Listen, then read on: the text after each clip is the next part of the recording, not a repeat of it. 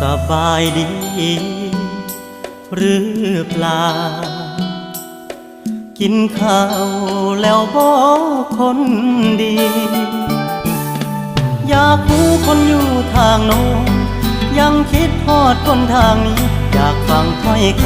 ำวันวานเดิมซ้ำเก่าฝากฟังมือวางกันที่ทำงานห่างกันสองห่างวันอาทิตย์ค่อยเจอหน้ากันสู้กับงานวันจันทร์หอดเสาร์บอกใจเงาคิดทอดอดเอาสามก่อนยังอยู่ห่างสายตาลมหนาวผ่านมาห่มผ่านหนาวยามนอนหากจึงเป็นห่วงฝันเห็นหน้าเฝ้าตื่นขึ้นมากลับมองย่างเล่นในฝันนำกันสาก่อน